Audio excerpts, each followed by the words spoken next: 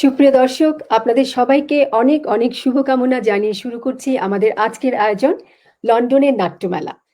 লন্ডনের নাট্যমেলার একটি বিশেষ নাম আছে এবং নামটি হচ্ছে a season of Bangla drama. Season of Bangla drama গত 18 বছর ধরে টাওয়ার হ্যামলেটস কাউন্সিলের একটি অনবদ্য সৃষ্টি বলতে পারি, কারণ এটি টাওয়ার হ্যামলেটসের বিভিন্ন সেন্টারে বা থিয়েটার হলগুলোতে গত 18 বছর ধরে অনুষ্ঠিত হয়েছে এবং অনুষ্ঠিত হয়ে আসছে। আর এটি 1 মাস ব্যাপী সময় ধরে চলে থাকে। সবসময় যখনই শুরু হয় 1 মাস ব্যাপী এটি রান করা হয়ে থাকে এবং টাওয়ার হ্যামলেটস কাউন্সিল এতদিন ধরে এটিকে মানে কোনো রকমের বাধার সম্মুখীন না হয়ে চালিয়ে আসছে, কন্টিনিউ করছে। শুধুমাত্র এবছরে এটির একটি ব্যতিক্রম, বিকজ এবছরে দর্শকদের সাথে আমরা যারা কাজ করি গ্রুপ থিয়েটারের মাধ্যমে সরাসরি মঞ্চে নাটক পরিবেশন করতে পারছি না।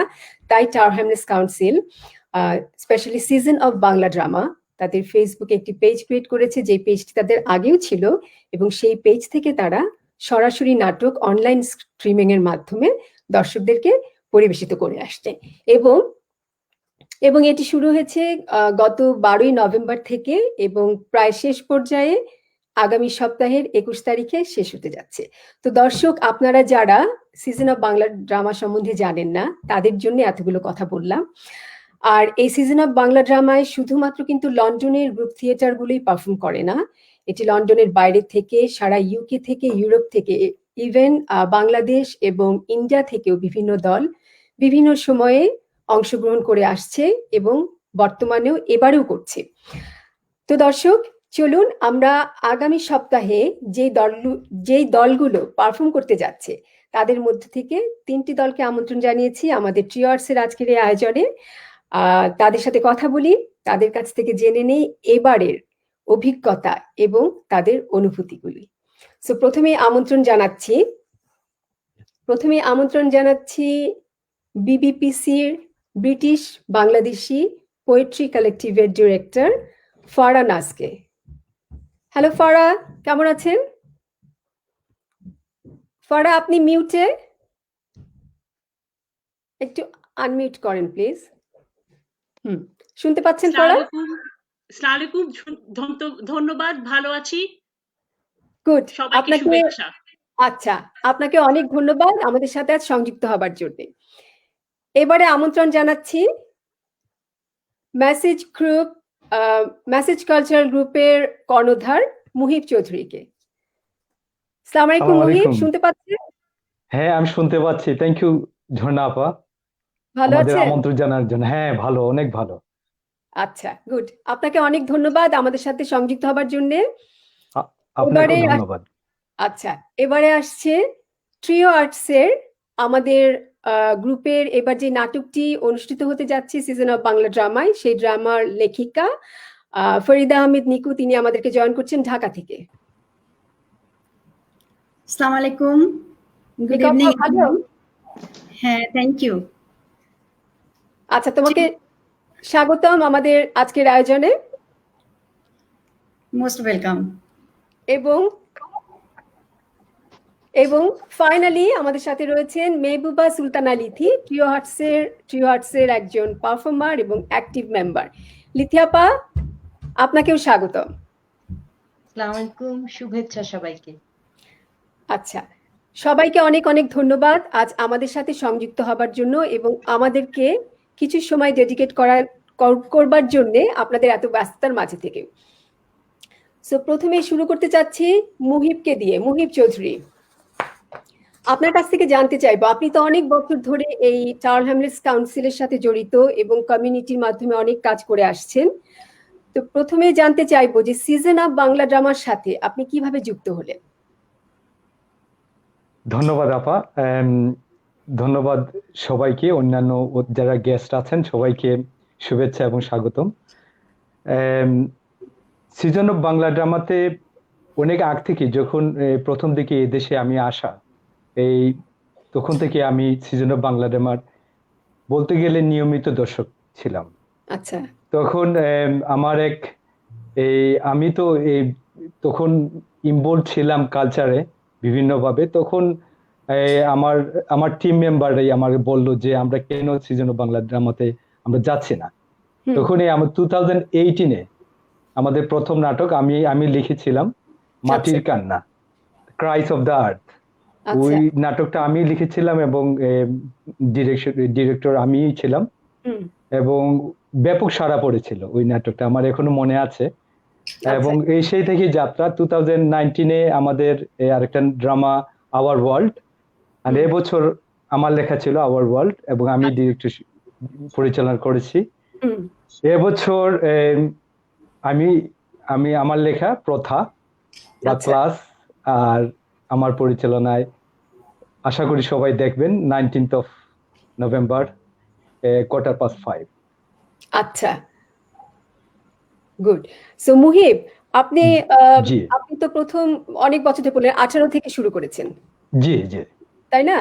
তো জি। আপনি এবার আপনার প্রথা সম্বন্ধে কিছু বলুন, যে নাটকটি আপনারা আগামী সপ্তাহে মঞ্চস্থ করতে যাচ্ছেন বা জি পরিবেশন করতে যাচ্ছেন, প্রথা সম্বন্ধে একটু জানতে চাইবো সংক্ষেপে।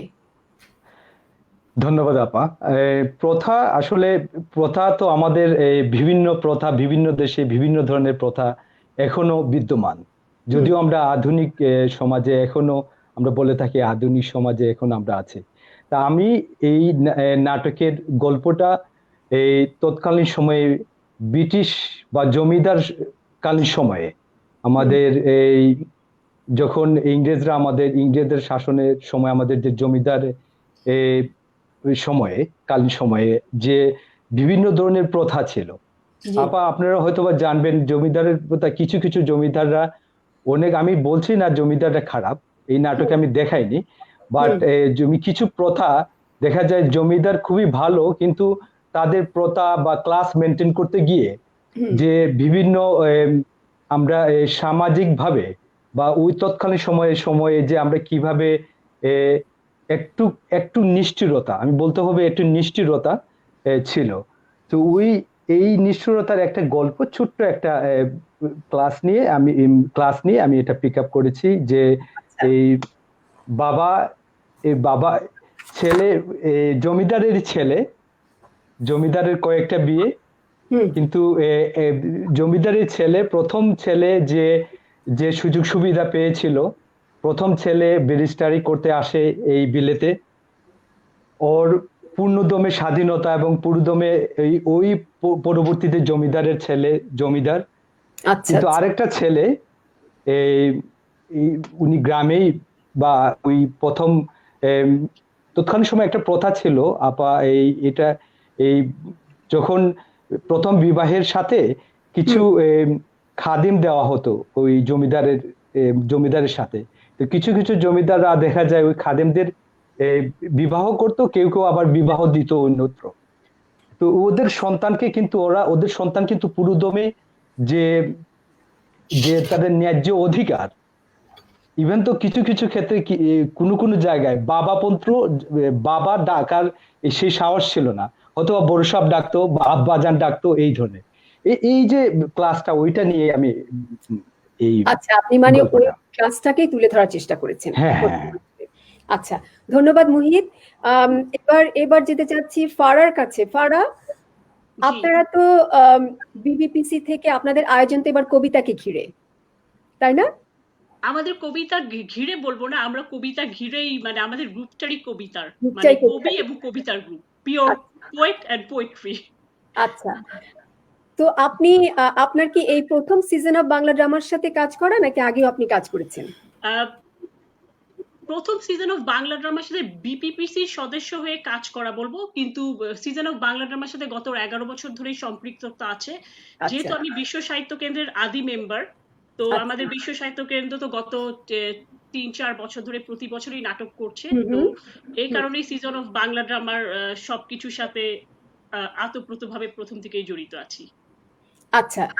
তো এবার তাহলে আপনার কাছ থেকে জানতে চাইবো আপনাদের প্রোডাকশন সম্বন্ধে, যে প্রোডাকশনটি আপনারা 18 তারিখে মঞ্চস্থ করতে যাচ্ছেন, তাই না? জি, জি, আচ্ছা, একটু যদি সংক্ষেপে কিছু বলেন আপনাদের। জি। আমাদের কবিতার মানে বিপিপিসি ব্রিটিশ বাংলাদেশি পোয়েট্রি কালেক্টিভের যে গ্রুপটা, এই গ্রুপে আমাদের সকলেই বেশিরভাগই কবি, এবং যে এই পরিবেশনাটা আমরা করব সেটা সব আমাদের নিজেদের লেখা, এবং এটা একক কারো লেখা না।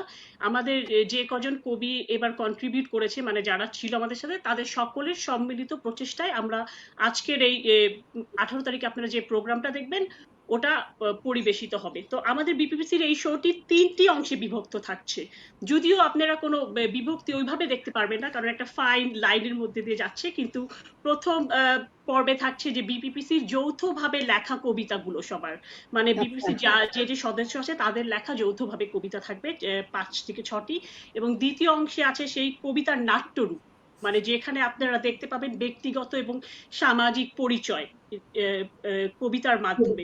এবং তৃতীয় অংশে আমাদের থাকছে সুর ও ছন্দের বহিঃপ্রকাশ, মানে আমরা ফিজিক্যাল মুভমেন্ট, স্কাল্পচার এবং কবিতার মাধ্যমেই সবকিছু পরিবেশন করছি। তো যেটা আমি বলতে চাচ্ছি, যেহেতু আমরা সম্পূর্ণ কবিতা নির্ভর, এবং আপনারা সেই কবিতার বহিঃপ্রকাশই দেখতে পারবেন, কবিতার শব্দ ও ছন্দগুলাই বুঝতে পারবেন। অনেক সময় দেখা যায় যে অনেকে হয়তো বলবে যে আমরা কেন নাটকে এখানে মানে পারফর্ম করতে আসলাম, কারণ আমরা দেখাতে চেয়েছি যে এই যে art and culture tower Hamlets থেকে যে প্রমোট করছে নাটক, তো থিয়েটার যদিও একটা লার্জার, মানে বলবো যে বড় পরিসরে আছে, কিন্তু কবিতা কিন্তু এই আর্ট কালচারের একটা সাটল অংশ, মানে সূক্ষ্ম অংশ, এবং কবিতার মাধ্যমেও যে আপনি ভাব প্রকাশ করতে পারেন, মানে শুধু কবি লেখে কিংবা পড়ে না, মানে আপনার মনের মাধ্যমে আপনার বডি মুভমেন্ট বলেন, কিংবা ধরেন মুখের কি বলবো এক্সপ্রেশনের মাধ্যমে যে দেখাতে পারেন, সেটাই আমরা দেখানোর চেষ্টা করছি। আচ্ছা আচ্ছা, বাহ, বিউটিফুল। তাহলে আপনি এই প্রথম বললেন না বিপিপিসির প্রথম প্রোডাকশন হতে যাচ্ছে? অ্যাকচুয়ালি আমরা গত বছরও অ্যাপ্লাই করেছিলাম এবং আমরা সিলেক্টও হয়েছিলাম, কিন্তু আমাদের নিজেদের কিছু টেকনিক্যাল সমস্যার কারণে আমরা উইথড্র করে ফেলি গত বছর। কিন্তু এইবার প্রথম মানে সবাই একত্রিত করছি। এছাড়াও ধরেন 2018-তে বিপিপিসি যখন একটা কবিতা গ্রুপ হিসাবে ইন্ডিভিজুয়ালি আসেনি সিজন অফ বাংলা ড্রামায়, কিন্তু আমার যতদূর মনে পড়ে যে একটা কবিতার প্রোগ্রাম করেছিল সিজন অফ বাংলা ড্রামা, মানে সব কবিদের গ্রুপের, তো বিপিসি ওখানে রিপ্রেজেন্ট করেছিল সিজন অফ বাংলা ড্রামায় আরো 8-10টা গ্রুপের সাথে একই দিনে। আচ্ছা, ঠিক আছে, আচ্ছা, থ্যাংক ইউ ফারা। এবার আসছি ফরিদা আহমেদ নিকু। নিকু আপা, আপনার কাছে হ্যাঁ জানতে চাইবো আপনার সাথে সিজন অফ ড্রামার কিভাবে পরিচয় হলো, বা কিভাবে আপনি সংযুক্ত হলেন, সম্পৃক্ত হলেন সিজন অফ বাংলা ড্রামার মাধ্যমে? আচ্ছা, ধন্যবাদ ঝরা। সিজন অফ বাংলা ড্রামার সাথে আমার আসলে সংযোগটা টিও আর্টস এর মাধ্যমে। টিও আর্টস আমাকে এপ্রিল মে মাসের দিকে নক করলো, এক্সকিউজ মি, ওরা একটা ড্রামা করবে এই ফেস্টিভ্যাল উপলক্ষে। তো আমার কালেকশনসে কোনো ড্রামার লেখা আছে কিনা যেটা এখনো কোথাও প্রচার হয় নাই এরকম। তো আমার সে সময় ইনফ্যাক্ট এই বাংলাদেশে যখন প্রথম প্যান্ডামিক শুরু হলো 8 মার্চে আমরা 2টো পেশেন্ট পেলাম বাংলাদেশে, তারপর থেকে কিছুদিনের মধ্যে লকডাউন শুরু হলো, এবং এই লকডাউনের মধ্যে প্রতিটা মানুষ আসলে এত বেশি ডিপ্রেসড ছিল, আমরা সবাই খুব ওয়ারিড ছিলাম। ইনফ্যাক্ট আমার নিজেরও তখন লেখালেখিতে কোনো মনোযোগ ছিল না। অফুরন্ত সময় বাসায় বসে আছি, কাজ নাই, পুরো বাংলাদেশ বন্ধ, কিন্তু লিখতে ইচ্ছে করতো না, ভয়ে থাকতাম সারাক্ষণ একটা শঙ্কার মধ্যে। তো তার মধ্যে যখন টিও আর্টস বললো ওরা একটা ড্রামা করতে চায়, তখন আমার মনে হলো আচ্ছা আমি বসে না থেকে আবার শুরু করি না কেন। প্লাস আমাদের তো প্রত্যেক বই মেলাতেই বই বের হয়, তো নেক্সট বই মেলারও কাজটা আসলে শুরু করতে হবে, কারণ ডিপ্রেশনে থেকে আসলে কিছুই হবে না, যেটা হওয়ার হবে শুরু করে দেই। তো তারপরেই আমি লেখা শুরু করলাম। ইনফ্যাক্ট প্যান্ডামিক নিয়ে আমি 3টা কাজ করেছি, 3টা লেখা লিখেছি। আচ্ছা, আমি আমার লেখাটা যখন দেখালাম, দেন টিও আর্টস যেটা সিলেক্ট করলো, তখন একদমই প্রাইমারি স্টেজ, আমি জাস্ট আউটলাইনটা ওকে বলেছিলাম। তার প্রেক্ষিতে বললো আচ্ছা ঠিক আছে, আমাদের ড্রামাটা হয়তো 1 আওয়ারের, এটার মধ্যে একটু করে দিতে হবে। তারপরে আবার আমাকে বলা হলো, কারণ তখন পর্যন্ত তখন পর্যন্ত কিন্তু আমরা কেউ শিওর ছিলাম না যে কতক্ষণ ডিউরেশন আমাদেরকে দেয়া হবে। হ্যাঁ, কারণ রাইট। ভেরি ইনিশিয়ালি তখন কথাবার্তা হচ্ছিল যে 1 ঘন্টা রিপ্লে করা হবে, বাট কোভিড কতদিন সাস্টেইন করবে এটা কেউ আমরা জানতাম না। হ্যাঁ, যে কারণে মাঝখানে আমি ঢিলামিও দিয়ে দিয়েছিলাম। আমি যখন কন্ট্যাক্ট করলাম ড্রামাটা কি হচ্ছে, তখন তোমরা যেটা বললা যে এখনো তো আমরা শিওর না প্যান্ডামিক কতদিন চলে, আমরা আসলে স্টেজ রান করতে পারবো কিনা, সেটা এখন আনসার্টেন। তো আমি ভাবলাম আচ্ছা ঠিক আছে, আই এম শিওর যারা লেখালেখি করে তারা আমার মতোই একটা লেখা থেকে আরেকটা লেখায় সুইচ করে, কোনো লেখাই আসলে কমপ্লিট হয় না, অনেকগুলো লেখা একসাথে চলতে থাকে। তো আমিও তখন এটা ছেড়ে দিয়ে আবার অন্য কাজে ঢুকে গেলাম। তারপর 2-3 মাস আগে, লাইক আমার মনে হয় জুলাইয়ের দিকে বোধহয়, হ্যাঁ, আর তুমি আমাকে নক করলে না ছড়া, যে এটা বোধহয় এখন হবে, এটা এখন কি অবস্থা। হ্যাঁ, তারপর তো আমি জানালাম যে ওয়েল আমাকে তাহলে এখন আবার শুরু করতে হবে। তারপর আমি শুরু করলাম এবং অনেকবার অনেক কিছু চেঞ্জেসটা বেসিক্যালি তো আসলে টাইম নিয়েই, কারণ তুমি হ্যাঁ। প্রথমে বলতে 1 ঘন্টা, তারপর ওটা আসলে 40 মিনিটস, তারপরে 20 মিনিটস, ওরকম করতে গিয়ে আসলে বড় একটা জিনিসকে ছোট করতে করতে না অনেক কিছু হারিয়ে যায় মাঝখান থেকে। হ্যাঁ, আর এখানে সমস্যা যেটা, টেলিভিশনে অনেক কিছু বোঝানো সম্ভব, মঞ্চ নাটকে কিন্তু একদমই সম্ভব না। আর স্পেশালি মঞ্চের দর্শক কিন্তু একটা আলাদা শ্রেণীর, যারা সবসময় টেলিভিশন দেখে এবং মঞ্চের নাটক যারা দেখে না, তাদের পক্ষে কিন্তু রিলেট করা মুশকিল, কোনটার পরে কোন ইকুয়েশনটা আসছে, কোন সিনের পরে কোন সিন, কোন সিকোয়েন্স এখন যাবে, এগুলো তাদের বোঝা একটু ডিফিকাল্ট। তো এভাবেই আর কি শুরু হলো। এখন বাকিটা তো তোমরাই করলা। হ্যাঁ, এখন দেখা যাক কি হয়। আমরা দর্শকদের ওপিনিয়ন পেলে নেক্সট উইকে যখন আমাদের নাটক যাবে তখন আমরা বুঝতে পারবো যে কতটুকু সাকসেসফুল হতে পেরেছি আমরা। তো এই আর কি। তো নিকপা, আপনি তো বেশ কয়েকটি বই লিখেছেন, তাই না? হ্যাঁ, সো কি কি বই যদি আমরা একটু জানতে পারতাম, মানে গত বছর কোনটি বেরোলো আপনার লাস্ট? আচ্ছা, গত বছর আমার এই বছরই 2020-এ আমাদের তো ফেব্রুয়ারিতে বইমেলা হয় এবং বাংলাদেশে কিন্তু বইমেলা কেন্দ্রিকই লেখালেখিটা হয়ে ওঠে মানুষের। আমরা যারা লিখি আমরা সবাই বইমেলাকে মাথায় রেখে লেখা শুরু করি, কারণ বইমেলার বাইরে আর বই কেনা বা পড়ার ওই জিনিসটা মানুষের মধ্যে কম। তো এই বছর বেরিয়েছে আমার চিলেকোঠায় সংসার।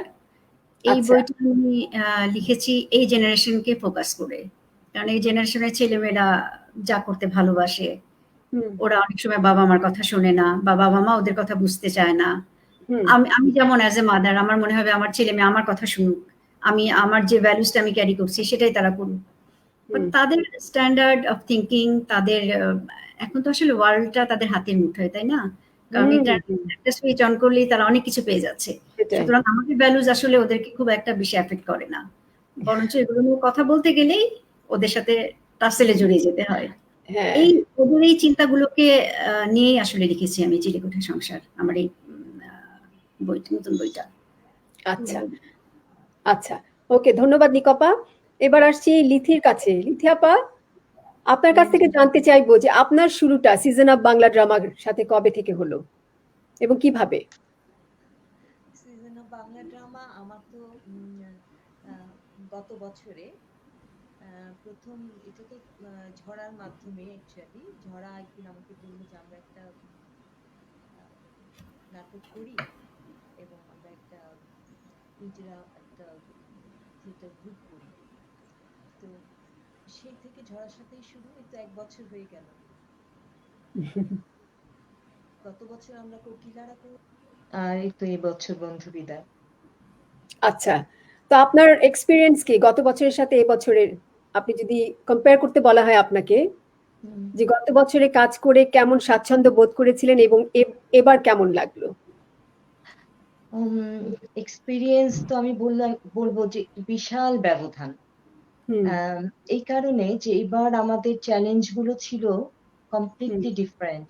গত বছর আমরা রিহার্সেল করেছি রেগুলার 2-3 মাস ধরে এবং খুব ভালোভাবে একটা রিদমের মধ্যে গেছে। আর এই বছর তো প্যান্ডেমিকের কারণে আমরা তো রিহার্সেল করতেই পারিনি। আমরা এই ফেসবুক বা মেসেঞ্জারের মাধ্যমে অনলাইনে হুম, যতটুকু করেছি, স্টেজ রিহার্সেল অ্যাকচুয়ালি আমাদের তো হয়নি, যার না ফলে আমরা কিছুই জানতে পারছি না, বুঝতেই পারছি না আমাদের কো অ্যাক্টরের সাথে আমার যে আম, আহ, যে তার রিলেশনটা সাথে যে কিভাবে আমার হ্যাঁ কাজ হ্যাঁ কিভাবে হবে, রিয়াকশনটা হ্যাঁ কেমন হবে, হ্যাঁ এই জিনিসগুলো তো আমরা একেবারেই করতে পারিনি। তারপরে গত বছর আমরা কি অডিয়েন্সের সাথে আমাদের একটা সরাসরি ইন্টারাকশন ছিল যোগাযোগ ছিল, হ্যাঁ হ্যাঁ যেটা এবার ছিল না। এবার তো আমরা জাস্ট ফিল্মিং করেছি হুম মঞ্চেই, বাট সামনে আমাদের কোনো অডিয়েন্স ছিল না। তারপর আরেকটা জিনিস হচ্ছে যে আমাদের 7th অফ নভেম্বরে আমাদের রেকর্ডিং হওয়ার কথা, সেটা হলো হচ্ছে 3rd অফ নভেম্বর। তার হুম মানে 4 days অ্যাহেড আর্লি আমরা করলাম, হয়েছে যার হ্যাঁ ফলে আমরা কিন্তু হঠাৎ করে লকডাউন দেয়াতে হঠাৎ করে নার্ভাস আল্লাহ, আমাদের তো 3-4 দিন এগিয়ে গেল, আমাদেরকে এত তাড়াতাড়ি করতে হবে। হুম অ্যাকচুয়ালি কমপ্লিটলি একটা ডিফারেন্ট এক্সপিরিয়েন্স, এরকম এক্সপিরিয়েন্স তো কখনো হয়নি। হুম এই যে শর্ট কামিংস গুলো এইগুলো, আচ্ছা কেউ কাউকে দেখতে পাচ্ছি না, কোথায় হ্যাঁ দাঁড়াবো, স্পট কেমন হবে, হ্যাঁ রিয়াকশনটা কেমন হবে, হ্যাঁ কোনো কিছুই না, আমার হাতটা কোথায় যাবে, আমার মানে সবকিছুই তো একদম মানে বলে না যে একেবারে মাঠে মেরে দেওয়া, মানে প্রথম মানে একেবারেই সরাসরি আমরা স্টেজে যেয়ে পারফর্ম করলাম। হ্যাঁ সেটাই এটা একটা বিরাট চ্যালেঞ্জ অ্যাকচুয়ালি। আচ্ছা ধন্যবাদ লিপি আপা আপনার কাছে আমি আবার আসছি একটু পরে আচ্ছা, এবার মুহিবের কাছ থেকে জানতে চাইবো মুহিব আপনি তো বললেন অনেক বছর ধরে সিজন অফ বাংলা ড্রামার সাথে কাজ করে আসছেন তো আপনার বর্তমান আপনি তো পেশাগতভাবে মানে নাটকের সাথে জড়িত না অফকোর্স তাই না হ্যাঁ তো নাটকের পেছনে যে এত জি না সময় জি দেন না হ্যাঁ নাটকের পেছনে এত সময় কিভাবে দেন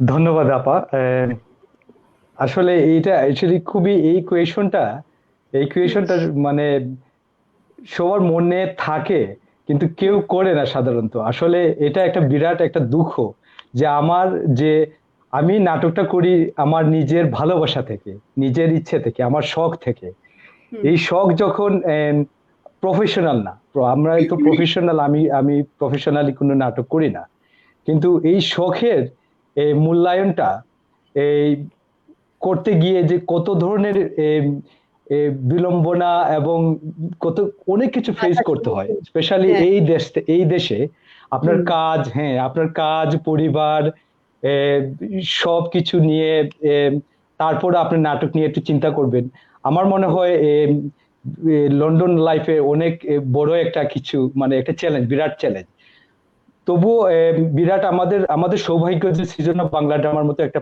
ভালো একটা প্ল্যাটফর্ম আছে হ্যাঁ এখানে এবং স্পেশালি হ্যাঁ স্পেশালি ধন্যবাদ রুকসানা কাজী টাওয়ার হ্যামলেট কাউন্সিলের যে আর্ট ডেভেলপমেন্ট অফিসার উনার একটা এবং কুইন মেরি ইউনিভার্সিটির সাথে আছে আলী কাম্বল তার সাথে নিয়ে এই যে প্ল্যাটফর্মটা এগিয়ে যাচ্ছে শুধু আমাদের কমিউনিটি না অনেক কমিউনিটি আর এখান থেকে অনেক ট্যালেন্ট গুলা বেড়ে হুম গেছে তো আমার নাটকের অভিজ্ঞতা আসলে এই আমার অনেক শখ অনেক ভালোবাসি নাটককে থিয়েটারকে স্পেশালি স্টেজ থিয়েটারকে অনেক ভালোবাসি হুম সেই ভালোবাসা থেকে আর এই ভালোবাসাটা ছিল ছোটবেলা থেকে বিন্দু বিন্দু থেকে গড়ে উঠেছিল সে ফলে এই পর্যন্ত আমি এখনো নাটক নাটক করতে পারছি নতুবা করা অসম্ভব আচ্ছা ছিল মানে বলতে চাচ্ছেন যে আপনার ভালোবাসা থেকে আপনি টাইমটাকে ম্যানেজ করে নিচ্ছেন তাই না হ্যাঁ হ্যাঁ হ্যাঁ জি জি জি যেভাবে আর সবাই করছে আমি বিশ্বাস করি হ্যাঁ আচ্ছা জি জি আচ্ছা জি ধন্যবাদ মুহিব ফারা ধন্যবাদ আপনার আপা কাছ জি থেকে হ্যাঁ আপনার কাছ থেকে জানতে চাইবো যে আপনার এবার বোধহয় আপনি প্রথম ডিরেকশন দিলেন নাকি এর আগেও আমি দিয়েছেন ডিরেকশন দিচ্ছি না অ্যাকচুয়ালি ও আপনি আমাদের গ্রুপের দিচ্ছেন না আমি বিবিসির কো ফাউন্ডার আর ওয়ান অফ দ্য ডিরেক্টর মানে গ্রুপের বাট আচ্ছা আমাদের ডিরেক্টর কিন্তু ঈশিতা আজাদ আচ্ছা আহ, আচ্ছা আমি বলবো আমরা খুবই সৌভাগ্যবান যে ঈশিতা আজাদকে আমরা পেয়েছি আমাদের গ্রুপে কারণ ঈশিতা আজাদ গত 14 বছর ধরে নিউ ইয়র্ক বাংলাদেশ তারপরে ইংল্যান্ডেও বিভিন্ন জায়গায় আর্ট অ্যান্ড ফিলন্থ্রপিক এইসব বিষয়ে কাজ করে এসছে এবং গত 10 বছর সে বাংলাদেশে ব্রিটিশ কাউন্সিলে ছিল হুম তো সে যখন লন্ডনে রিলোকেট করলো তো আপনারা জেনে থাকবেন যে শামীম আজাদ এই গ্রুপের চেয়ার মানে ফাউন্ডার এবং চেয়ার। তো ঈশিতা আজাদ যখন আমাদের সাথে গত বছর মানে জয়েন করলো, তো আমরা খুবই আপ্লুত হলাম, যার পরনাই যে আমরা এত একটা এক্সপিরিয়েন্স ডিরেক্টর পেয়েছি, কারণ সে ব্রিটিশ কাউন্সিলের থেকে এত বছর বাংলাদেশের ছেলে মেয়েদেরকে মানে ডিফারেন্ট ওয়েতে প্রমোট করে এসছে। এবং এইবার যে বঙ্গবন্ধুর 100তম জন্মবার্ষিকী উপলক্ষে ঢাকায় যে অনুষ্ঠান ছিল, ওখানেও আকরাম খানের সাথে উনি কাজ করেছে। তো আমি বলবো আমরা খুবই সৌভাগ্যবান যে ঈশিতা আজাদকে আমরা পেয়েছি। আচ্ছা, তো তাহলে মেইন ডিরেকশনটা ঈশিতাই দিয়েছে এবার? হ্যাঁ, ডিরেক্টর আমাদের প্রোগ্রামের ডিরেক্টর হলো ঈশিতা আজাদ। আচ্ছা আচ্ছা, তাহলে আপনার ভূমিকা আর এই প্রোগ্রামে আমি কোঅর্ডিনেটর। আচ্ছা, আপনি কোঅর্ডিনেট করেছেন? হ্যাঁ, কোঅর্ডিনেটর এবং আমি ওয়ান অফ দ্য পোয়েট। আচ্ছা আচ্ছা, ওকে। তো আপনার কাছ থেকে তাহলে একটা পোয়েট্রি শুনবো হোপফুলি। চেষ্টা করব। আচ্ছা আচ্ছা, তাহলে আপনার কাছ থেকে জানতে চাইবো যে আপনাদের এবার যে প্রোডাকশনটা করতে যাচ্ছেন আপনারা 18 তারিখে আপনাদেরটা মঞ্চস্থ হচ্ছে। জি, 18 তারিখে। সো এই প্রোডাকশনের ডিউরেশন কতটুকু, কতক্ষণে? আমাদের এটা 30 মিনিটের। 30 মিনিটের, আচ্ছা। এবং 30 মিনিটের মধ্যেই আমরা 3 ভাগে আপনারা দেখতে পারবেন। আচ্ছা, প্রথম ভাগে তো ওই যে বলেছি যে যৌথ কবিতাগুলা পরিবেশনা করা হবে, দ্বিতীয় ভাগে হচ্ছে গিয়ে ইন্ডিভিজুয়াল পোয়েটের মানে ইন্ডিভিজুয়াল কবিদের কবিতা, যেটা হচ্ছে গিয়ে পারফর্মিং আর্টের মাধ্যমে প্রকাশ করা হবে, এবং 3 নম্বরে হচ্ছে গিয়ে ইন্ডিভিজুয়াল কবি, এবং ওটা হলো গিয়ে মানে ফিজিক্যাল স্কাল্পচার, ব্যালে এবং পারফর্মিং আর্ট আর স্পোকেন ওয়ার্ডের মধ্যে। তো আমাদের আপনি হয়তো খেয়াল করে দেখবেন যে আমরা আমাদের পরিবেশনার মধ্যে থিয়েটারে যেটা থাকে যে অনেক প্রপ এন্ড ইউজ করা হয়, আমরা ওরকম অত প্রপ এবং অত লাইটিং এ ইউজ করিনি।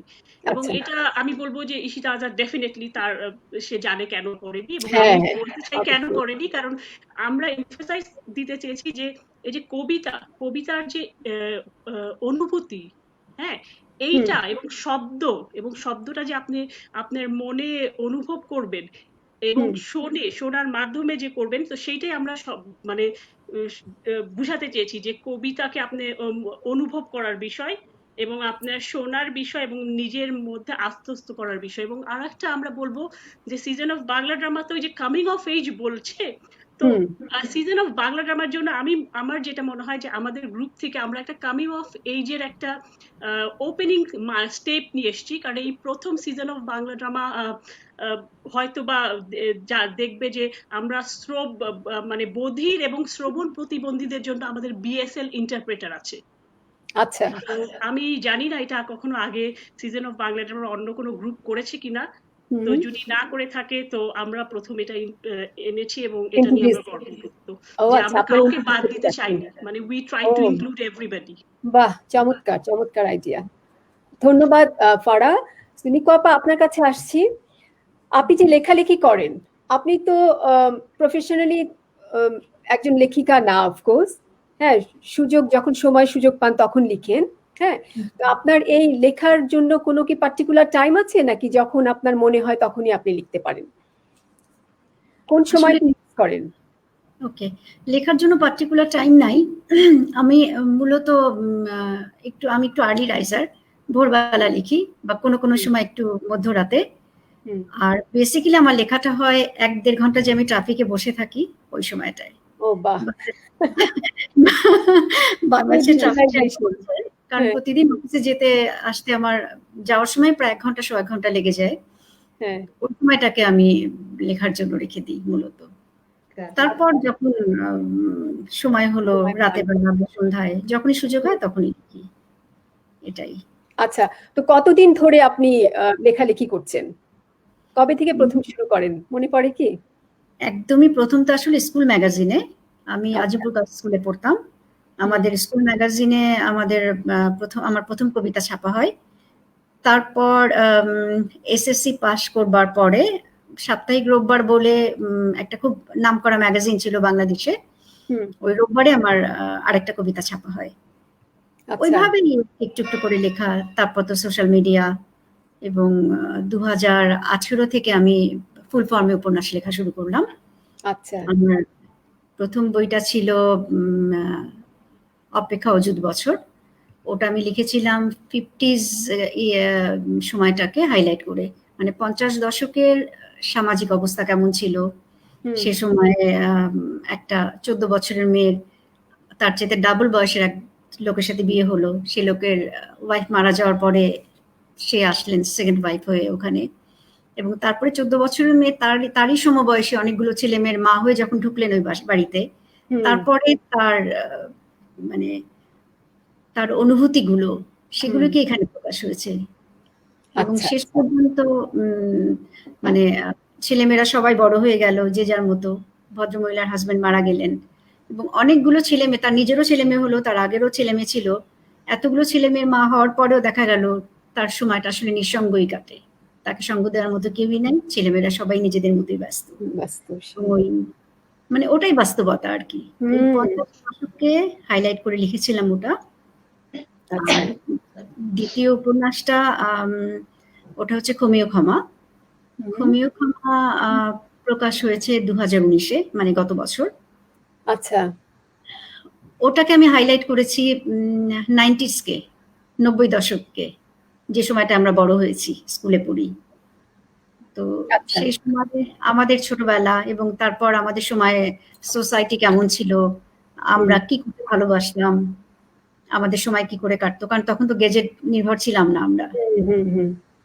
তো ওটাকে ক্ষমীয় ক্ষমা লিখেছি ওটাকে হাইলাইট করে। আচ্ছা, তৃতীয়টা তো সংখ্যাসার বললামই। হ্যাঁ। সো আপনার নেক্সট বই কি, নেক্সট বইমেলায় কি বই বের করবার চিন্তা করছেন এই প্যান্ডেমিক কি ঘিরে?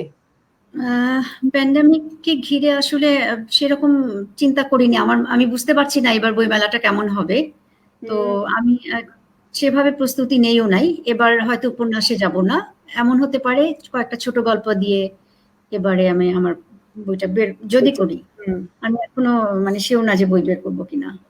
আচ্ছা আচ্ছা, ধন্যবাদ নিকপা। সো লিথিয়াপা, আপনার কাছ থেকে জানতে চাইবো এবার ট্রি আর্টস এর প্রোডাকশনটি নিয়ে। ট্রি আর্টস এর প্রোডাকশনের ডিউরেশন কতটুকু? আমাদের এটা 30 মিনিটস। 30 মিনিটস। অ্যাকচুয়ালি এটা বড় ছিল, আমরা ছোট করতে করতে 30-তে এনেছি আর কি। আচ্ছা, তো কয়জন পারফর্মার কাজ করেছেন? আমরা টোটাল 4 জন ছিলাম। আচ্ছা, তো এখন আপনি একটু কোভিড সিচুয়েশনটা নিয়ে বলেন। আমাদের যেমন একটা লিমিটেশন ছিল কাজ করবার সময়, কাউকে টাচ করা যাবে না, তারপরে রেগুলারলি হ্যান্ড স্যানিটাইজ করতে হবে, কাউকে যদি কিছু ধরতে চাই, আমরা কোনো প্রপস ইউজ করতে চাই। সো এটাকে আপনি কিভাবে অ্যাকসেপ্ট করেছিলেন যখন ফিল্ম করতে গেলেন যেদিন? কোভিড সিচুয়েশনে যেগুলো রেস্ট্রিকশন বা যেগুলো রুলস, এগুলো তো মেনে চলতেই হবে, কোনো উপায় নাই, এইদিকে নাটকও করতে হবে, তো এগুলোকে মেনে নিয়ে আমাদেরকে কাজ করতে হয়েছে। বাট এটা খুবই ডিফিকাল্ট যে প্রপস সব মুছে আলাদা করে রাখা, আবার আরেকজনেরটা ধরে ফেলা, ডিস্টেন্স মেনটেন করা স্টেজে, যে 2 মিটার ডিস্টেন্স, খুবই ডিফিকাল্ট আসলে। করতে পেরেছেন কি? অসুবিধা হয়েছে, অনেক সময় হয়তো আমরা ঠিকমতো ম্যানেজ করতে পারিনি, সেটাই, তারপরে মেইনটেইন করার চেষ্টা করেছি আমরা। আচ্ছা, তো লিথিয়াপা, আপনি কোন ভূমিকায়, মানে কোন চরিত্রটিতে অভিনয় করেছেন? আমাদের এই নাটকে মেইনলি 2 বোনের চরিত্র আছে। আমি বড় বোন, যে নার্স সেবিকা, আমি সেই ভূমিকায় অভিনয় করেছি। আচ্ছা, আর ছোট বোন আর কে কে ছিল? আর ছোট বোন সুফিয়া, আর বড় বোন আফিয়ার ছেলে ছিল একজন। আচ্ছা, ছোট ছেলে, ভেরি কিউট। ওকে তো ধরতে পারছিলাম না, খুব খারাপ লাগছিল, পরে এক সময় ধরেই ফেললাম। দেখলাম যে সবকিছু হ্যান্ড স্যানিটাইজ করা হয়েছে, এভরিথিং, পরে দেখলাম যে না, আমার ছেলে আমি আদর করতে পারছি না, কেমন লাগছে, তাই একবার ধরেই ফেললাম। মজা লেগেছে। একটা মজার কথা বলি, আমি তখন অ্যাক্ট করবো আর কি, আমি ঢুকতে যাচ্ছি আমার রোলে, ওই সময় লিথাপা বলছে, ঝড়া আমি কি করব, আমি তোর মা, কিন্তু ওর সাথে আমার কোনো ইন্টারাকশনই হচ্ছে না। এখন মা ছেলে বোঝাতে হলে তো একটু তো অ্যাটলিস্ট টাচ করা উচিত, তাই না? আমি কি করবো বলো তো, আমি কি ওকে একটু হাগ দিতে পারি? আমি বলছি আচ্ছা লিদা আপা, আপনি হ্যান্ড স্যানিটাইজ করে ওকে হাত দিয়ে দিন, কিছু হবে না। এই আর কি, এই রকমের এক্সপিরিয়েন্স গুলো এবার আমরা ফেস করেছি। তো যাই হোক, আমাদের আরেকটা ছেলে ক্যারেক্টার ছিল আলী, যার হ্যাঁ। সাথে সুফিয়ার একটা সম্পর্ক ডেভেলপ করে। তো আমরা মেইনলি বড় হচ্ছে 3টা ক্যারেক্টার আর এই ছোট ছেলেটা। আচ্ছা, ধন্যবাদ লিথিয়াপা। এবার আবার মুহিবের কাছে আসছি। মুহিব, আপনারা কি কি চ্যালেঞ্জ ফেস করেছেন আপনার কাছ থেকে জানতে চাই। ধন্যবাদ ঝোরাপা, আবারও ধন্যবাদ যে দর্শকরা দেখবেন। আশা করি সবার এখানে যতগুলো পারফরমেন্স হয়েছে এবং হবে, সবারই আশা করি দর্শকদের ভালো লাগবে আশা করি। কিন্তু বিহাইন্ড দ্য সিনে যে কত ধরনের কি ধরনের স্ট্রেস ছিল, দুশ্চিন্তা, না ঘুম, এবং এবং আমি এবছর আমার মনে হয় আমি এই ধরনের ফেস আমার জীবনে মানে কখনো করিনি, মানে নাট্য জীবনে। তো আমার এই বছর যে আমাদের প্রধান ক্যারেক্টার যে ছিল জমিদারের ছেলে, তো ও হঠাৎ করে এই 10 দিন আগে, না এই নাটক ফিল্মিং এর 10 দিন আগে হঠাৎ করে বলছে যে ফোন করে বলছে আমি হসপিটাল, কোভিড ছিল না, ওর একটা আলাদা ধরনের ডাক্তার বলছে যে ওর অপারেশন এই মুহূর্তে অপারেশন করতে হবে। এবং ও হাসপাতালে ছিল 2 থেকে 3 দিন এইরকম হবে। এবং হাসপাতালে থাকাকালীন সময়ে আবার আসার পর ও কিন্তু ভালোভাবে আমরা তো কোনো কোনো ফেস টু ফেস কিংবা কোনো ধরনের অভিনয় আমরা করতে পারি, শুধু ওভার দ্য ফোনে আমরা এই সব রিহার্সেল করেছি। যাক, প্রথম আমাদের যেটা আমরা যে অভিনয় হয়, আমাদের যে আমরা রিহার্সাল হয়, এটা হচ্ছে মেজব্রুক পার্ক। এখানে মেজব্রুক পার্ক এটা অনেক বড় পার্ক, ডেঙ্গে নামে। ওইখানে বলছি যে সবাই আসেন গাড়ি নিয়ে, আমরা সোশ্যাল ডিস্টেন্স মেনটেন করে, অনেক প্রচন্ড বাতাস ছিল, বাতাসের মধ্যেও তো যাক আমরা এই প্রথম আমরা হ্যাঁ এরপরে আমাদের একটা ফিল্মিং এর দরকার ছিল। তখন একজনের বললাম যে আমাদের একজন বাসায়, তখন কিন্তু বাসায় যাওয়া কোনো সমস্যা ছিল না এই প্রথম সেকেন্ড লকডাউনের আগে। তখন যাক উনার বাসায় একটা ছায়ার একটা ফিল্মিং হলো। কিন্তু তো নাটকের দিন প্রথমে আমি খুব স্ট্রেসে ছিলাম যে কে কোথায় দাঁড়াবে, কোথায় লাইটিং, এইটা নিয়ে ব্যস্ত ছিলাম। কিন্তু যে সময় ওই প্রধান 2 ক্যারেক্টার যখন বাবা এবং ছেলে লাস্টে শেষের অংশে যখন হাক করবে, একজন বাবা ছেলেকে হাক করবে, তখন হঠাৎ করে কুইন মেরি ইউনিভার্সিটি যে লাইটিং ছিল, ওয়েট মিনিট, কিন্তু ও কিন্তু রেকর্ডিং চলছে, ও স্টপ করে দিছে। ওরা কি এক ফ্যামিলি? আমি বলছি না, বলছে যে না করা যাবে না।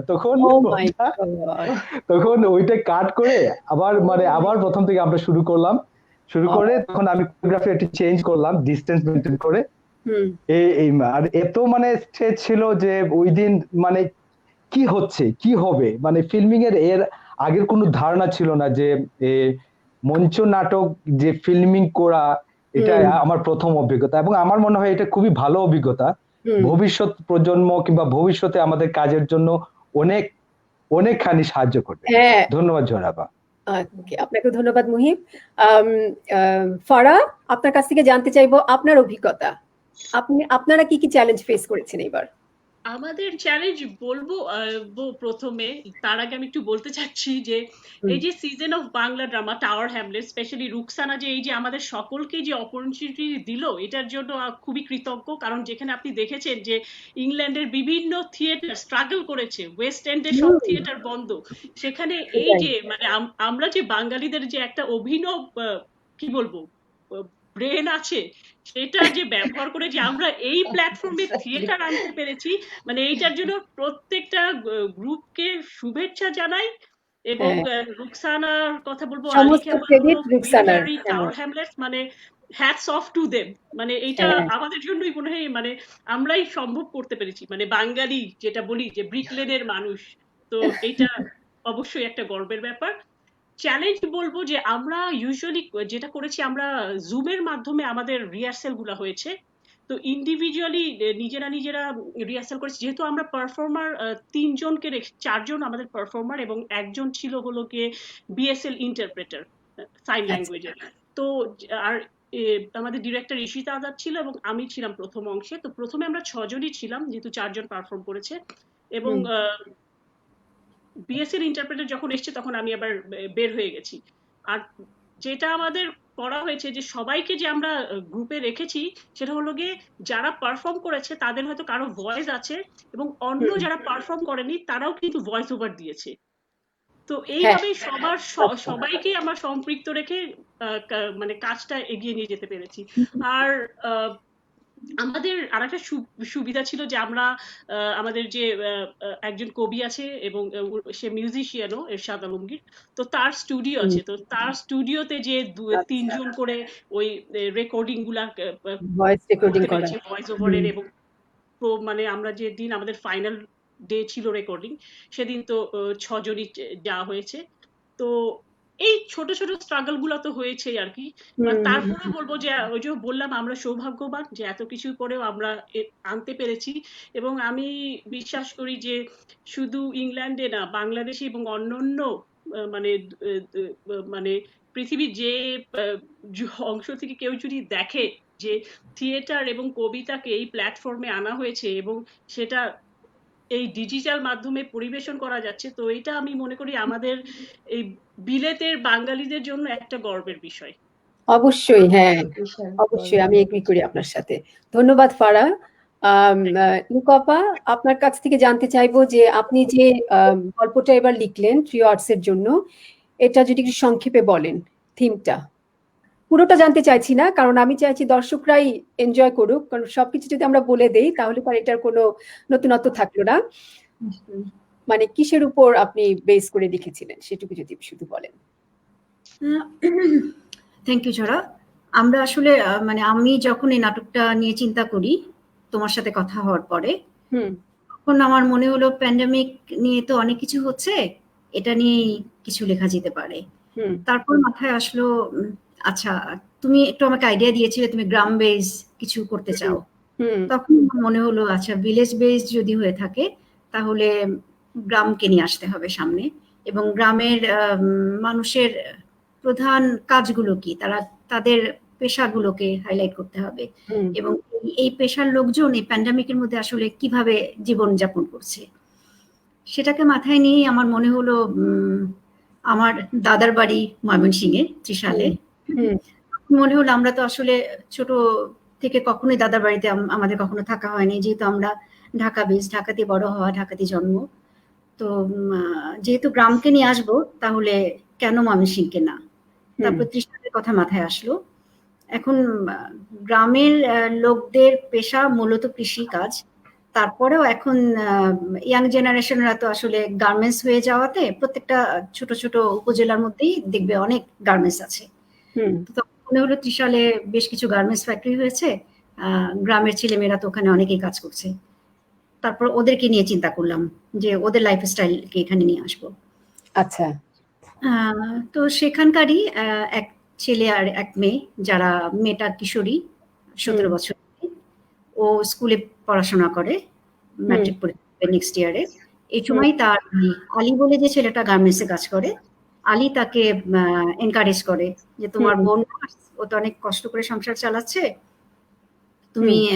তুমি যদি এখন ওর সাথে যুক্ত হও তাহলে তোমাদের সংসারটা আরো ভালোভাবে চলবে। আর 17 বছর একটা কিশোরী, তার মধ্যে ওই যে আলীর প্রতি একটা ভালোবাসা, একটু ভালো লাগা, আলীর সাথে প্রতিদিন সে গার্মেন্টসে যেতে পারবে, গার্মেন্টসে অন্য মেয়েদের মতো সাজগোজ করতে পারবে, এই চিন্তাটা থেকেই তার মনে হলো সে পড়াশোনা করুক, পরে করবে, যেহেতু 1 বছর বাকি আছে, সুতরাং সে গার্মেন্টসে চাকরি নিতে চাইলো। কোনোভাবে ম্যানেজ করে সে গার্মেন্টসে চাকরি করলো। হ্যাঁ, আর এখানে নিকপা এখানে একটা জিনিস ছিল যে আমাদের থিম ছিল কামিং অফ এজ, কারণ আমাদের ওটাও তুলে ধরতে হবে, তাই না, যে মেয়েটা রেসপন্সিবিলিটি নিতে শিখে এই বয়সে, অল্প বয়সে একটা মেয়ে। হ্যাঁ, ওটাকে হাইলাইট করেছিলাম। আর এখানে আমার চ্যালেঞ্জ যেটা হয়েছিল যে গ্রামের মানুষদের পুরা জিনিসটাকে যদি আমাকে আনতে হয়, আমাকে ওদের ভাষাটাকে নিয়ে আসতে হবে। ওই ময়মনসিংহের ভাষাটা তো রপ্ত করতে হবে, তো সেটা একটু চ্যালেঞ্জ ছিল। হ্যাঁ, অনেকের সাথে কথা বলে কোনোভাবে ওটা ম্যানেজ করা হয়েছে আর কি। বাট আমার মনে হয় দর্শকদের ভালো লাগবে, কারণ প্যান্ডামিক সিচুয়েশনে মানুষের যে কষ্ট, এর আগে তাদের এক ধরনের জীবন ছিল, টাকা পয়সা কম থাকলেও তাদের একটা আনন্দময় জীবন ছিল, জীবনটা হঠাৎ করে কি করে পরিবর্তন হয়ে গেল প্যান্ডামিকের কারণে। বোনটাকে ছিটকে শহরে চলে যেতে হলো, ওর ঘাড়ে সংসারটা চলে গেল, বোনের বাচ্চা, বয়স্ক মা, দায়িত্ব ওকে নিতে হলো। হ্যাঁ, হ্যাঁ, আচ্ছা, এইভাবেই আসলে নাটকটা গিয়েছে। আমার মনে হয় দর্শকরা দেখে বাকিটা বুঝুক, আমি এখানে আর না। সেটাই না, ধন্যবাদ নিকপা, আমি আর কিছু বলছি না, কারণ আমি চাচ্ছি না যে দর্শকরা পুরো স্টোরিটা জেনে যাক বা থিমটা জেনে যাক। লিথিয়াপার কাছ থেকে জানতে চাইবো, লিথিয়াপা আপনি তো বললেন যে গত বছর থেকে আপনি সিজন অফ বাংলা ড্রামার সাথে জড়িত, সো আপনার কি মনে হয় সিজন অফ বাংলা ড্রামা থেকে কতটুকু অ্যাজ এ গ্রুপ ওয়ার্কার আমরা, মানে অ্যাজ এ গ্রুপ ওয়ার্কার আপনি কতটুকু পেয়েছেন, সিজন অফ বাংলা ড্রামা আপনাকে কি দিতে পেরেছে? সবচেয়ে বড় কথা বলবো যে সবার আগে আমি তোমাকে একটা থ্যাঙ্কস দিতে চাই, কারণ তোমার কারণে আমার আবার নাটকে ব্যাক করা আফটার 30 ইয়ার্স। তো আর সিজন অফ বাংলা ড্রামা এই প্ল্যাটফর্মটা পেয়ে অবশ্যই আমি বলবো যে এই যে একসাথে গ্রুপে কাজ করার আনন্দ, আবার একসাথে নতুন করে সেই আবার জমবে মেলা বটতলা হাটতলা, সেই কথাটাই মনে হচ্ছে যে আবার নাটকের সমস্ত মানুষদের সাথে একসাথে কাজ করতে পারছি, একসাথে বিভিন্ন নিজেদের ভিউজ ইন্টারচেঞ্জ হচ্ছে। দু একটা ওয়ার্কশপে যোগ দিয়েছি, খুব ভালো লেগেছে। মনে হচ্ছে যে ভিশনটা আরো ওয়াইড হচ্ছে, হবে এভাবে কাজ করতে পারলে। আচ্ছা, আমরা এখানে কিছু কমেন্টস পেয়েছি। থ্যাংক ইউ, এখানে একজন বলেছেন Swapan Das, thank you for arrangement. Next one, Ayub Khan, nice to see you all and my wish and thought always be with you. তারপরে Akhtar Ahmed, all the best wishes, enjoy. তারপর Afroza Hasan, Shilpi, excellent. Shahidul Islam Babu, nice arrangement. Ferdousi Ahmed, best wishes Jhara. ধন্যবাদ সব দর্শকদেরকে আমাদের সাথে থাকবার জন্য এবং আপনাদের মূল্যবান কমেন্টস আমাদের সাথে শেয়ার করবার জন্য। সো আমি এখানে একটু বলতে চাইছি সিজন অফ বাংলা ড্রামাকে অনেক অনেক ধন্যবাদ, স্পেশালি রুকসানাকে, কুইন ম্যারিকে এবং আর্টস কাউন্সিলকে এবং আরো যারা সহযোগিতা করছেন, টাওয়ার হ্যামলেসকে এত বড় একটি উদ্যোগকে এগিয়ে নিয়ে যাবার জন্যে। আর এখানে আরেকটু বলতে চাইছি যে দর্শক, আগামী সপ্তাহে আমাদের সবার নাটক, সবার গ্রুপের নাটক অনুষ্ঠিত হতে যাচ্ছে এ সিজন অফ বাংলা ড্রামার ফেসবুক পেজ থেকে। সো প্লিজ চোখ রাখুন এবং আপনারা যদি আগ্রহী থাকেন মঞ্চ নাটক দেখতে, প্লিজ দেখুন এবং আমাদের উদ্দেশ্যে ভালো হোক বা খারাপ হোক কমেন্টস করুন, তাহলে আমরা জানতে পারবো, আমরা সেখান থেকে আরো কিছু শিখতে পারবো, কোন বিষয়ের দিকে আমাদের চোখ রাখা উচিত বা কোনটি ইমপ্রুভ করা উচিত, সেদিকে আমরা ইমপ্রুভ করতে পারবো। আর বিবিপিসির নাটক হচ্ছে, বিবিপিসির পোয়েট্রি কালেকটিভ হচ্ছে 18ই নভেম্বর, রাইট ফারাহ? বিকাল 5:15 এবং বাংলাদেশ সময় রাত 11:15। তো আশা করবো যে দর্শকরা দেখবে, শুধু আমাদের গ্রুপের কবিতার পরিবেশনাই দেখবে না, অন্যান্য সবারটাও দেখবো আশা করি, কারণ এটা একটা নতুন নৃত্য। তো থিয়েটার ডিজিটালে দেখতে কেমন লাগে, এটা সবাই দেখলে আমাদের জন্য ভালো লাগবে, খুশি হব। সেই মুহিত, আপনি বলুন প্লিজ, আপনাদেরটা 19 তারিখে, তাই না? হ্যাঁ আপা, আমাদের 19 তারিখ এবং বৃহস্পতিবার ইউকে টাইম 5:15 এবং কোয়েকশন এবং আনসার এটা হচ্ছে 6:15। তো আশা করি সবাই, এখানে আমি একটু অ্যাড করতে চাই, যেহেতু যদি কয়েক সেকেন্ড সময় দেন আপা। বলেন।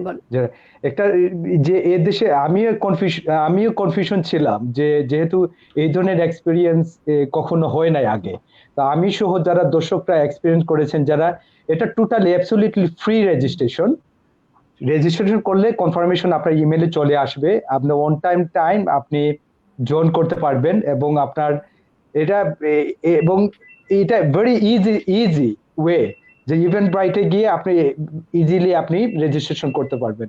আশা করি সবার নাটক সবাই ফ্রি রেজিস্ট্রেশন, যেহেতু কোনো এখানে ডোনেশন অপশন আছে, ডোনেশন দেওয়ার যদি আপনি চান দিবেন, না হলে কোনো সমস্যা নেই।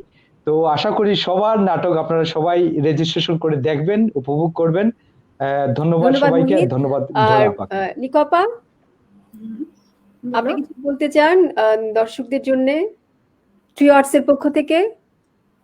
হ্যাঁ, টিও আর্টস এগিয়ে যাক, টিও আর্টস এর এই উদ্যোগ সফল হোক, দর্শকরা নাটকটা দেখুক, উপভোগ করুক।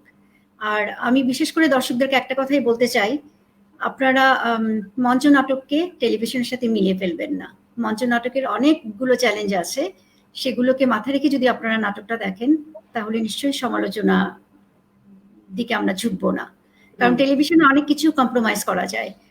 একটা ঢাকা শহরের আমি যখন সিন দেখাবো টেলিভিশন নাটকে, আমি গাড়ির হর্ন, চলন্ত গাড়ি, অনেক লোকজন দেখাতে পারছি। মঞ্চে কিন্তু আমার যে স্টেজটা যেটুকু বানানো আছে, আমার যে কয়টা পারফর্মার আছে, তার বাইরে কিন্তু আমি কিছু অ্যাড করতে পারবো না। সুতরাং ওই মঞ্চের কাজগুলো আসলে টেলিভিশনের মতো হবে না। আপনারা ভালোবাসেন যারা মঞ্চকে, যারা বাংলা নাটককে ভালোবাসেন, তারা নিশ্চয়ই আমাদের সাথে থাকবেন। অনেক ধন্যবাদ। ধন্যবাদ।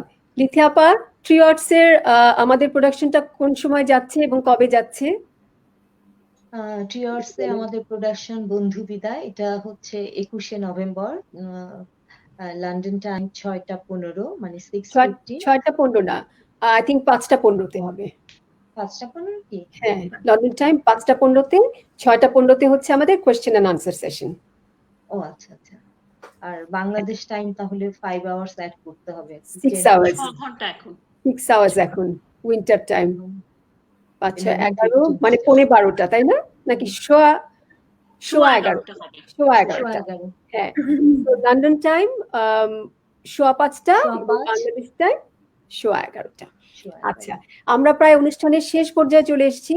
সো এখন আমি লিথিয়া আপার কাছ থেকে আপনার ট্রিও আর্টস এবার যে নাটকটি আপনারা পারফর্ম করতে যাচ্ছেন, সেখান থেকে যদি কোনো একটা ডায়লগ মনে পড়ে আপনার, আপনি আমাদের দর্শকদের সাথে বা আমাদের সাথে শেয়ার করতে পারেন।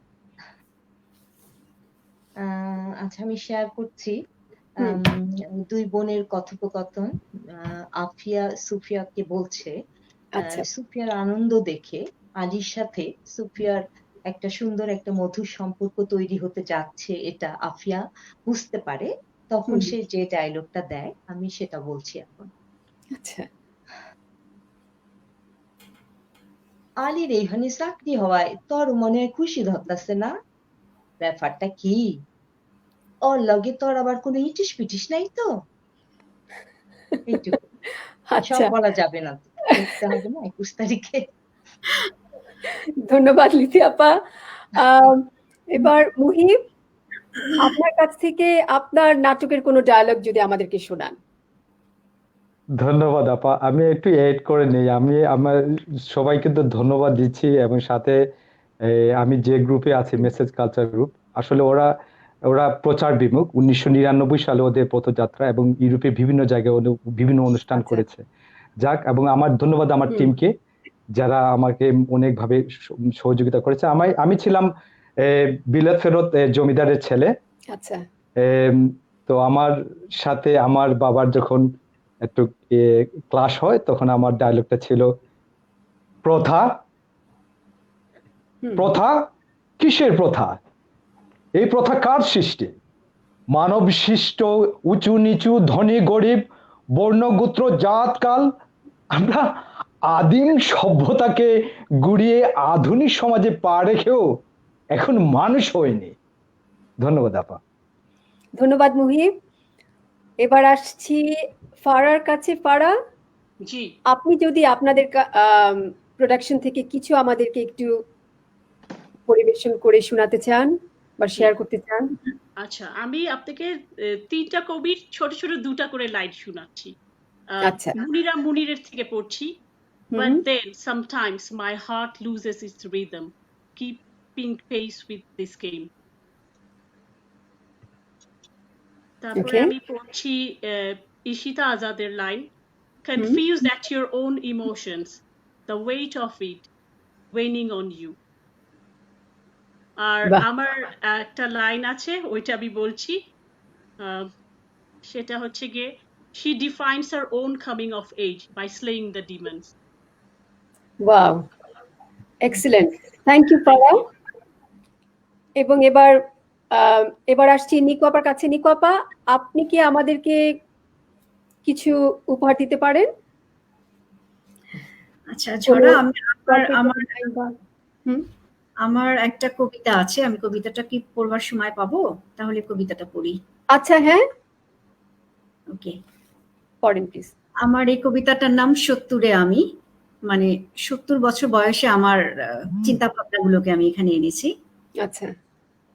বয়স না হয় ৭০-এর কোঠায়, কিন্তু মনটা তো সেই ১৭-ই। এখনো আমি চলতে পারি, হাসতে পারি, হতে পারি আমি নিমগ্ন তোমাকে নিয়ে। ইচ্ছের ডানায় ভর করে যেতে পারি বহু দূর।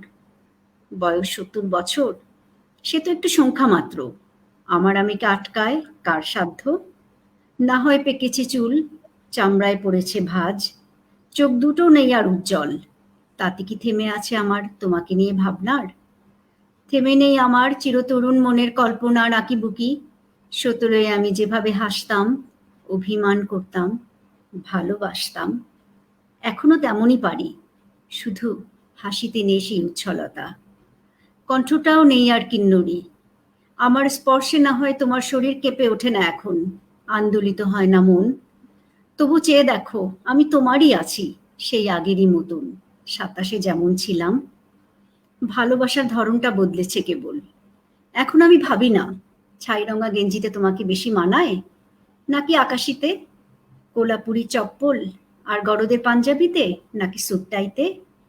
সন্তানদের প্রয়োজনে তোমার কাছে থাকতে পারি না যখন, উৎকণ্ঠিত মন সন্ত্রস্ত থাকে তোমার স্বাস্থ্য নিয়ে। ব্লাড প্রেশারটা বেড়ে গেল নাকি? ডায়াবেটিস কমে হাইপো হয়ে যাচ্ছে না তো? সকালের ওষুধগুলো খেয়েছো তো ঠিক মতো? ধন্যবাদ ছাড়া। ধন্যবাদ নিকু সুন্দর, আপা। হ্যাঁ, খুব খুব সুন্দর, সুন্দর। ভালো লাগলো।